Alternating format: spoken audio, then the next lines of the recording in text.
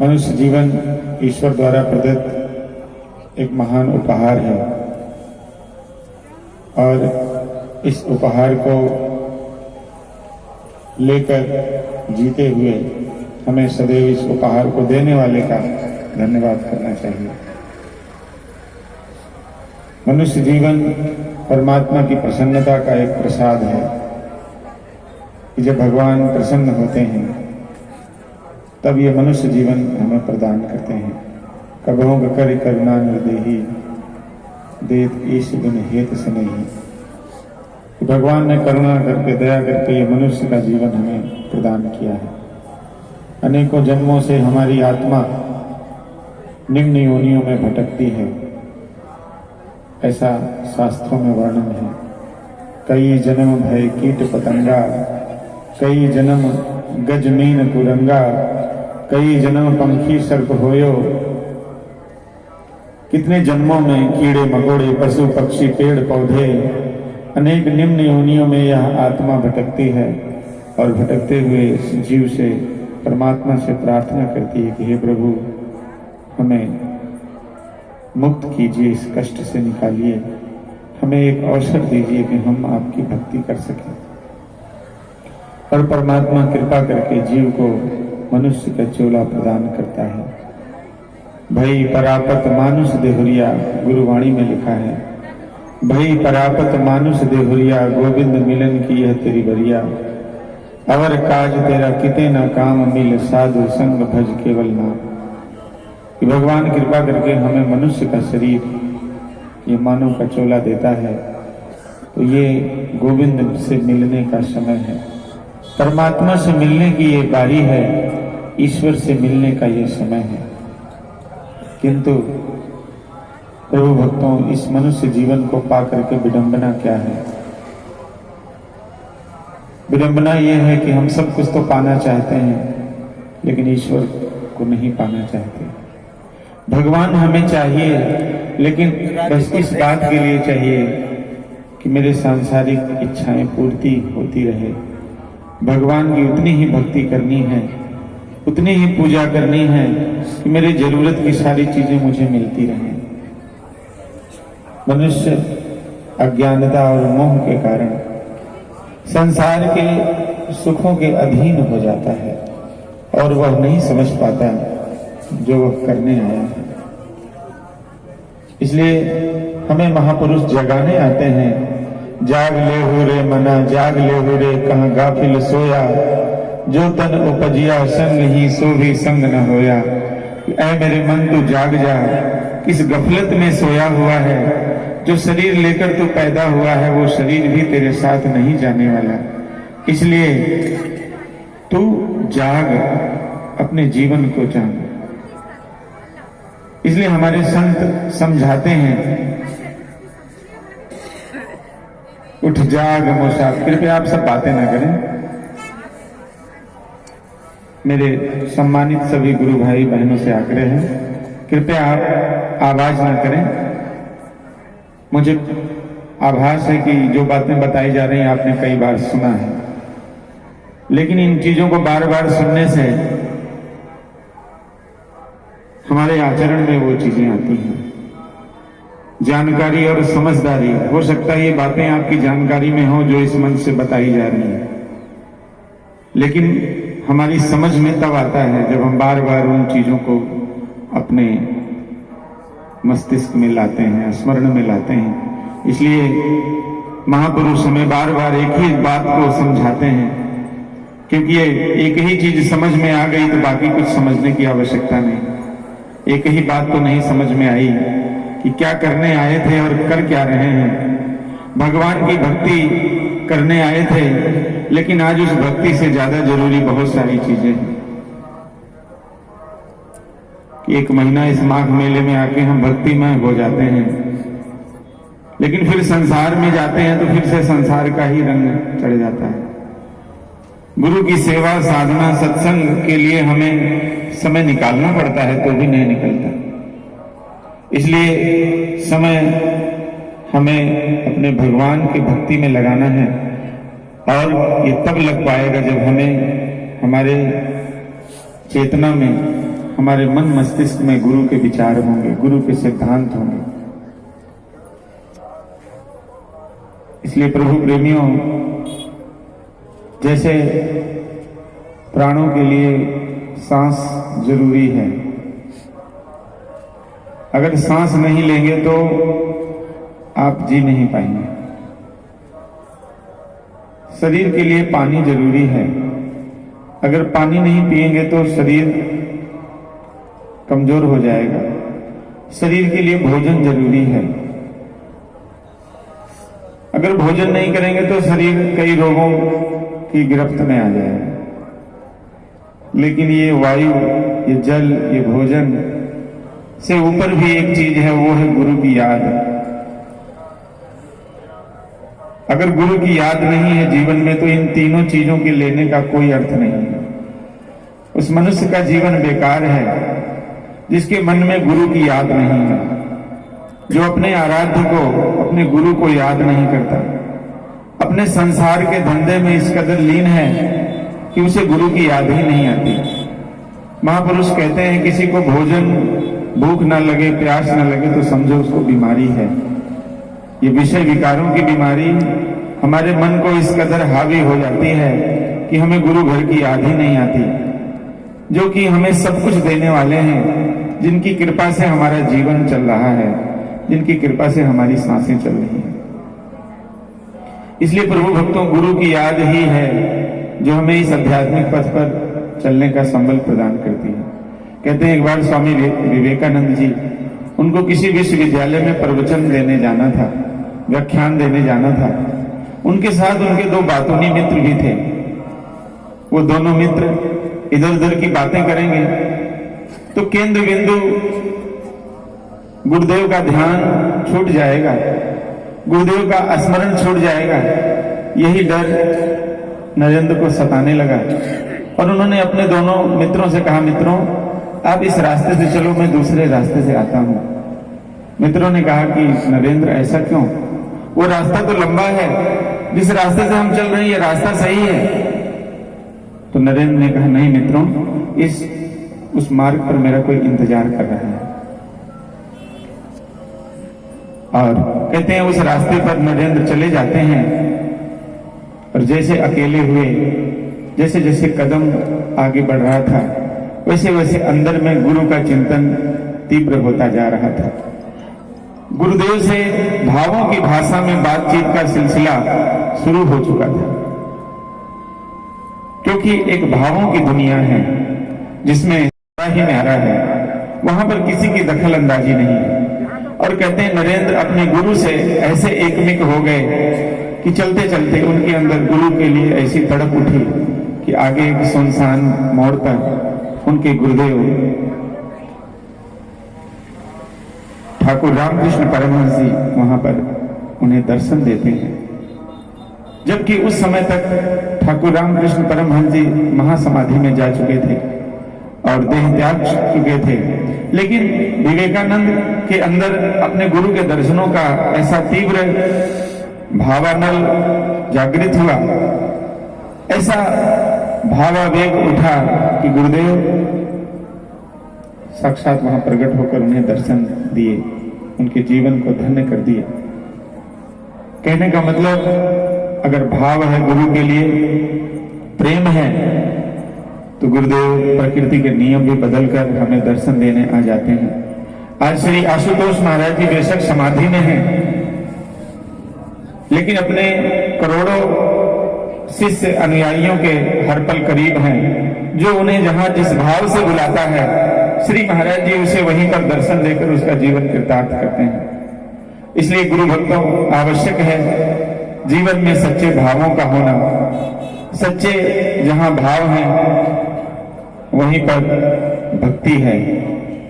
भाव जिसमें है नहीं उसकी उन्हें परवाह नहीं, भाव वाले भक्त का भरपूर उन पर भार है।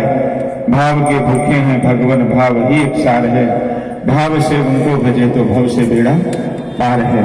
इसलिए भगवान में अपने भावों को जगाना होगा, तभी हम अपने जीवन को सफल करेंगे।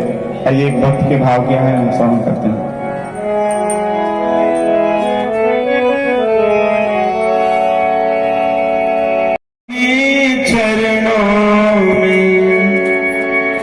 मुझे दास बना के रख लेना गुरुदेव तू अपने चरणों में।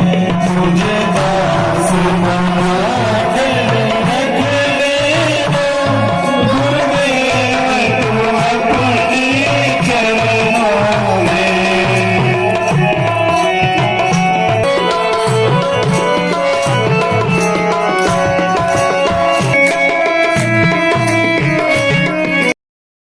में ही लीन रहता है।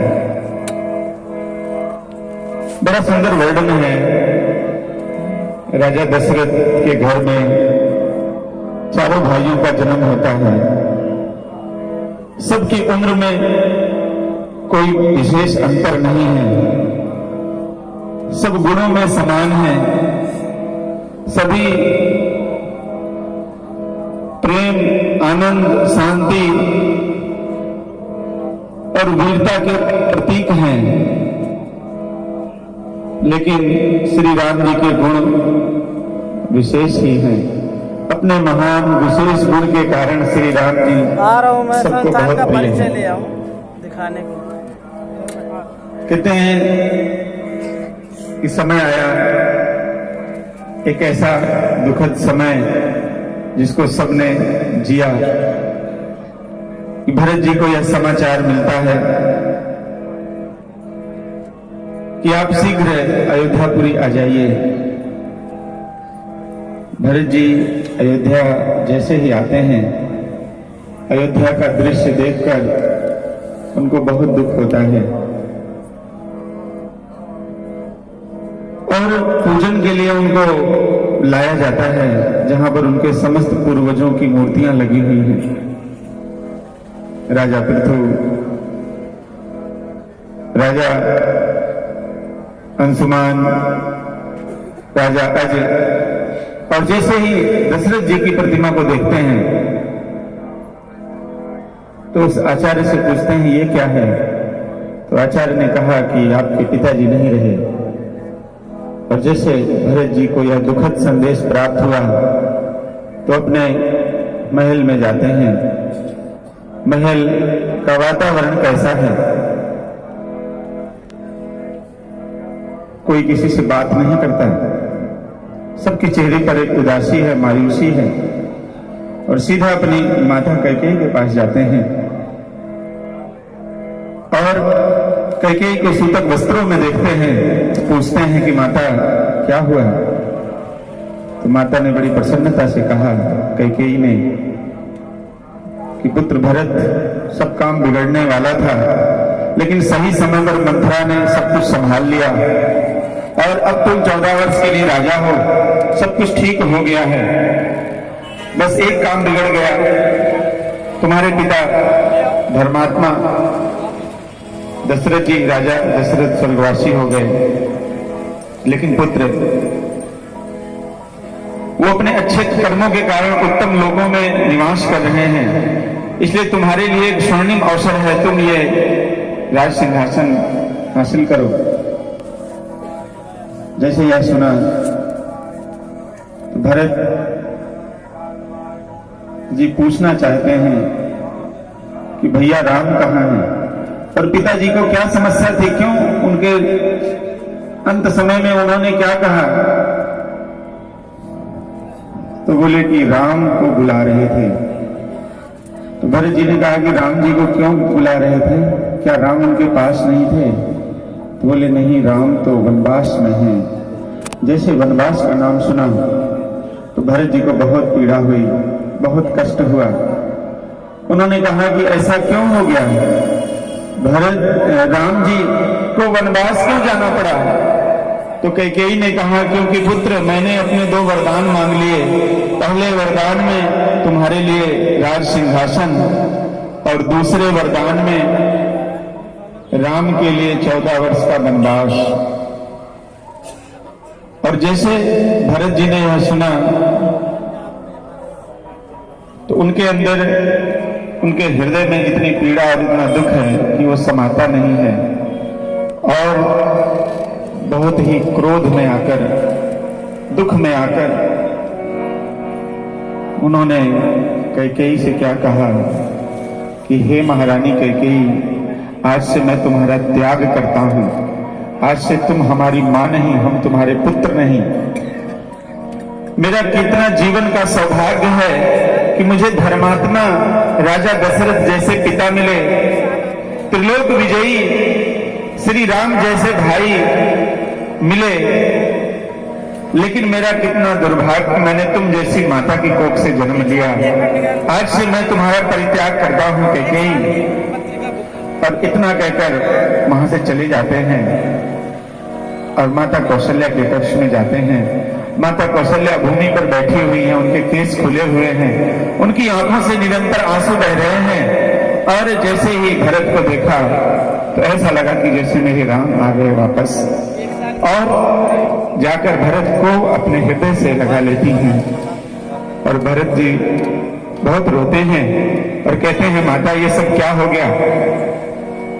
तो माता कहती हैं पुत्र, होनी को कौन टाल सकता है, ये दुख हमारे भाग्य में है। इसलिए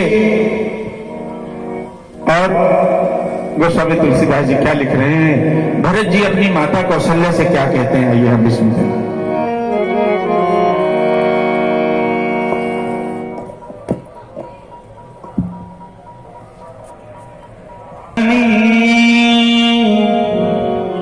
मैं न जीऊं बिन राम, बिन राम।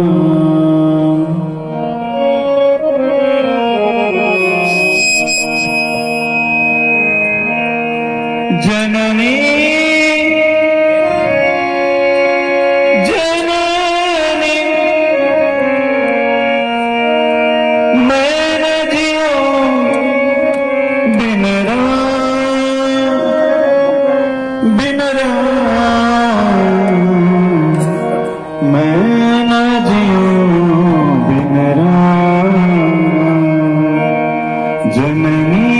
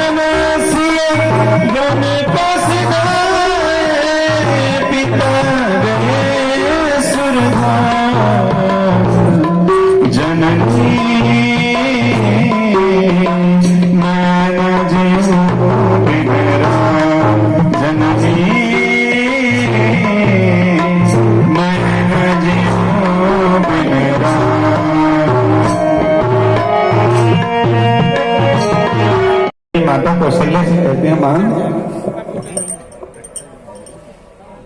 मेरी अयोध्या वही है जहां मेरे राम हैं। इसलिए मेरा सुख, मेरी शांति, मेरा सब कुछ तो राम जी के चरणों में है। इतने में गुरु वशिष्ठ का आगमन होता है। गुरुदेव कहते हैं भरत, अच्छा हुआ तुम आ गए। आज मैंने मंत्रिमंडल की एक सभा बुलाई है, तुम्हें उस सभा में उपस्थित होना है। गुरुदेव को प्रणाम करते हैं, बोले गुरुदेव ये सब क्या हो गया। गुरु वशिष्ठ नेत्रों में अश्रु भरकर कहते हैं, वत्स जन्म मरण यश अपयश लाभ हानि ये सब विधि के हाथ में है और इसके आगे किसी की कुछ नहीं चलती है।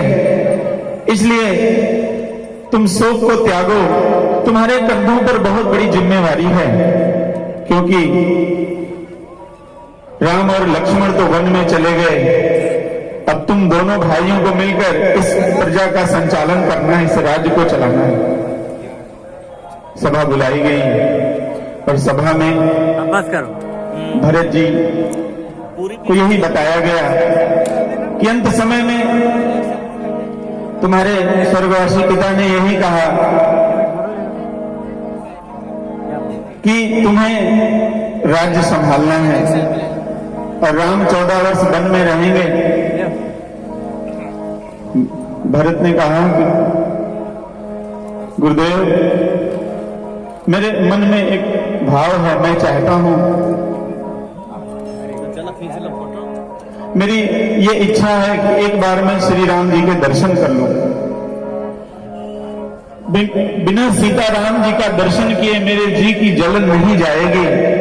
आपकी आज्ञा से बढ़कर मेरे लिए इस संसार में कुछ भी नहीं है गुरुदेव, लेकिन मेरे हृदय में बार बार ये पीड़ा है कि मैं एक बार श्री सीताराम जी का दर्शन कर लूं, उनके चरणों में अपना माथा रखकर मैं अपने कर्मों का प्रायश्चित कर लूं।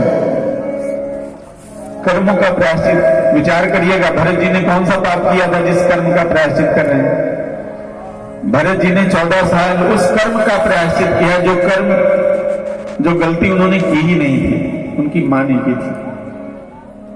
लेकिन वो उसके लिए अपने आप को ही दोषी मान रहे थे कि मेरे ही कारण मेरी मां ने, सारे दुखों की, सारे उपद्रव की जड़ मैं ही हूं, इस सारे जो परिस्थिति बनी है इसका जड़, इसके दुख का कारण मैं हूं। वो खुद को अपना जिम्मेदार मानते रहे। एक बहुत बड़ी शिक्षा मिलती है। किसी ने बड़ा सुंदर कहा कि रामायण और महाभारत में एक समानता है। समानता क्या है? कि दोनों कथाओं की जो पृष्ठभूमि है उसमें पारिवारिक कलह की गूंज मिलती है, पारिवारिक कलह। अंतर सिर्फ इतना है कि एक तरफ कैकेयी है और एक तरफ दुर्योधन है।